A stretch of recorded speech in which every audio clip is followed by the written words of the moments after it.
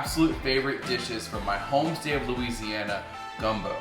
Now, if you know anything about how gumbo is traditionally prepared, you'll know it's not the best ketogenic or low carb option when you're trying to maintain those low carb counts. And that's because of the flour that's in the roux, which makes up the base of the gumbo. But I'm going to share a recipe with you that's going to show you how to make gumbo that tastes traditional without the flour, thus keeping your carb count low. So let's get started on what you're going to need. First, you're going to need a Dutch oven or a heavy stock pot. Le Creuset is the best, but this is not Le Creuset. This is Le Lage, and it is from Le Walmart. But it is going to work just fine, as is any stock pot you've got. Now there's a couple of reasons actually I like to use enameled cast iron, which is what this is. One of the reasons is because it makes for easy cleanup. When you're done, unlike traditional cast iron, you can just throw this in the dishwasher. Second, if you're not ready to serve your gumbo yet, you're gonna hold it for guests, let's say, or for the family later, this transfers easily from the stovetop right into a warm oven until you're ready to serve it. That's another great reason I like to use the enameled cast iron. But again, anything you've got, a heavy pot is gonna be great. Now, as far as the food items we're gonna need, we're gonna start with a pound of boneless, skinless chicken breast, and I've cubed this and seasoned it with our favorite steakhouse seasoning. You can use just regular salt and pepper, you can use an all season, nothing at all, totally up to you, however your tastes go. Second, I'm using a sausage, in this case an Andouille sausage. It's just a Cajun-y type of smoked sausage, but if you don't have access to this at your local grocery store, you can check Amazon, check Walmart.com, or just use a regular smoked sausage.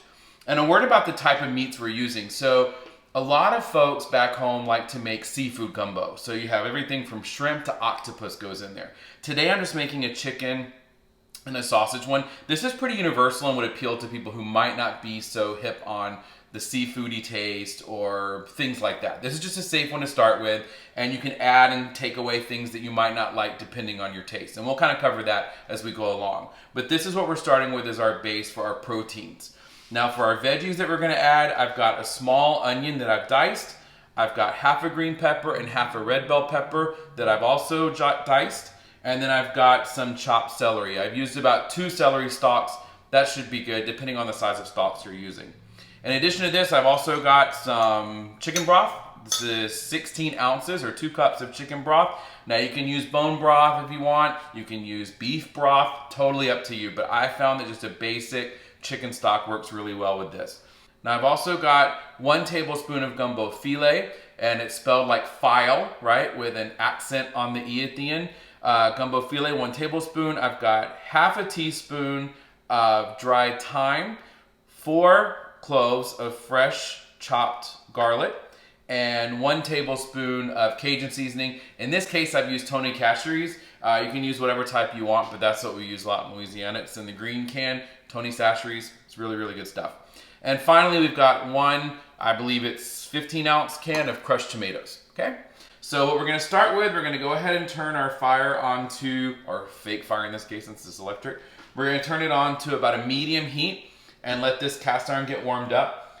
Now you can use whatever you want. We're basically going to cook the chicken and the sausage first.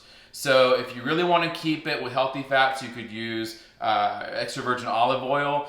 Today I've got some leftover bacon fat I'm going to use, so that's what we're going to use today. But again, totally up to you, whatever you want to use. So we're just going to take some of I'm going to borrow the spoon here from our chicken broth and put about maybe a tablespoon or so of whatever oil you choose to use. And then we're gonna let this heat up so that we can put our chicken and sausage in.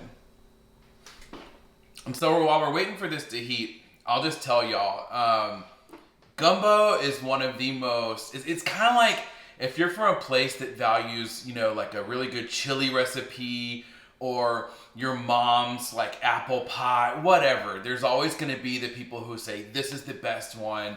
This is the only way to make it. It's just a very, very, very like divisive type of meal because everyone's got their favorite. But I feel like this one is a really good place to start. Like I was saying earlier, if you learn how to make this, and of course everyone's got their own methods, right? But you could change it up to your taste and add things that you like more. And as we talked about earlier with the seafood, a lot of people like to use, shrimp, crawfish, all types of things that they'll put into the gumbo, and it really changes the flavor.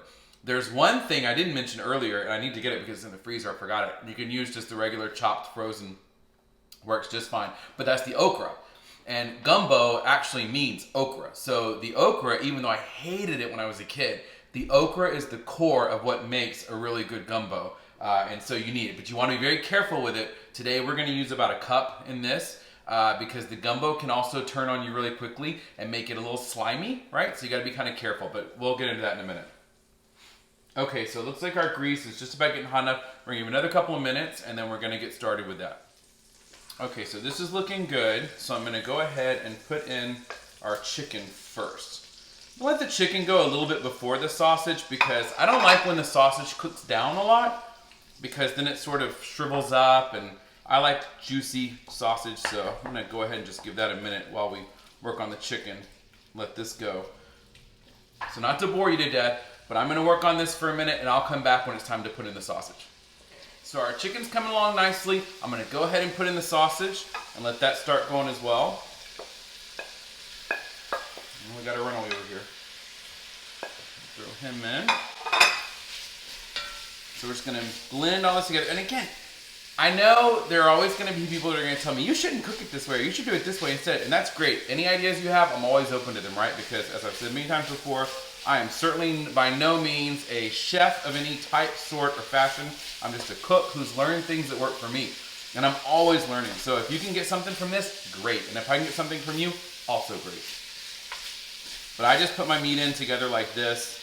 Sometimes I've done the sausage in the past where I like to get it really burned on the bottom, kind of a charred effect, but I find that in the end I like doing it this way better because that way I maintain most of the juiciness of the sausage and don't lose it by overcooking it. And we're also going to let this simmer for a very long time. So it's not like you have to have the meats cooked 100% all the way through at this stage. That'll come naturally as you cook later. Alright, so everything's coming along nicely.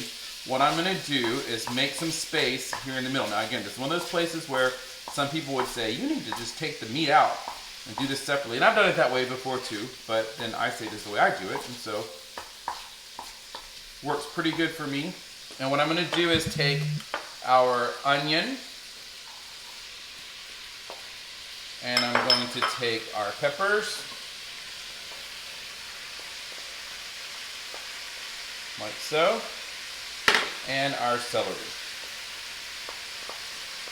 And we're going to try as best as possible to keep our meat around the edge. And we're going to let the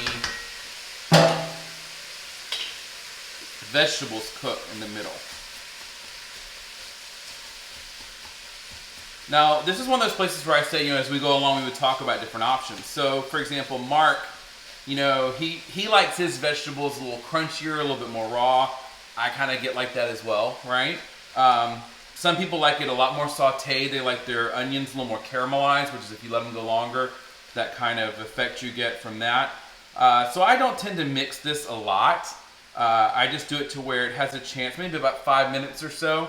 So I'll probably cut out here in a second and kind of come back. But I just let it really get a good kind of mixing with one another, let the flavors start to blend, because we have so much more we're going to put in that's going to alter the way this tastes. You're really not going to make a big difference one way or the other with this stage. Okay, so we're just going to keep our meats around the edge, hold those for a second, and keep our vegetables going here for another couple of minutes. Okay, so our vegetables are looking good. We've sweated them a little bit. So now I'm going to push those to the side. And this is where we're going to mix in our Cajun seasoning, thyme, and our 4 cloves of garlic. Switch over to a spoon for this. Get the spatula out of the way. Alright. And you're really just going to do this for about a minute or so until the garlic gets fragrant. As you know from when you cook with garlic, you got to move quick because if it burns, the whole thing is just donezo. We're just going to get this fragrant. I know you don't have smell-o-vision yet, but if you could smell this, so good. So good. All right, so that's been going for a few seconds. We're just gonna go ahead and mix things around here.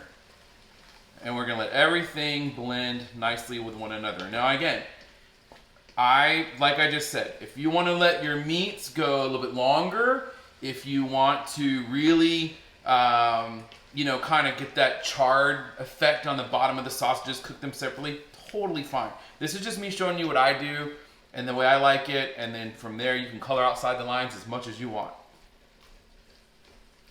We've got everything blended here pretty well. So next, I'm going to mix in my can of crushed tomatoes, like so. And I'm also going to put in our 1 cup of okra. So again, fresh cut okra, frozen okra, you're not gonna make a big difference one way or the other. But you're gonna wanna use about 1 cup of that for this size. Now that's the other thing I was gonna mention too. You could easily double this recipe. Very easy to do that. If you wanna make it a little more meatier, you can double the amount of sausage you put in it. You can double the amount of chicken. You can add shrimp. Again, whatever you wanna do. This is just the basics of how I do it. So we still have our heat on medium. We've now combined our meats, our proteins, our vegetables with those proteins. And we've gotten some of the spices in, all except for the gumbo filet. And we have mixed in our crushed tomatoes and our okra. And now we are going to put in our 2 cups of chicken broth. And again, or beef broth if you want to use it, or bone broth, whatever you're in the mood for. Some people also like it a little more tomatoey. I know some folks, they'll use a can of diced tomatoes, 2 cans of diced tomatoes. It's a little too tomatoey for me when you used 2 cans of crushed tomatoes, because that's almost like a tomato sauce, right? Plus, you know, even though it's not high in carb count, tomato sauce, tomato juice does still have, tomatoes has carbs, so you want to be careful. Now here's another step where, once again, opinions will differ. A lot of people wait until the end to add the gumbo filet. I add it right now so it has a chance to marinate with everything. Just a personal choice. Hasn't done me wrong yet. So at this point, we've got everything that we're gonna use mixed into this pot. And it's taken us all of probably about 10 minutes, which is another reason this is a great meal. Because even though it might take a little while to make overall, your active cooking time is not gonna be that much.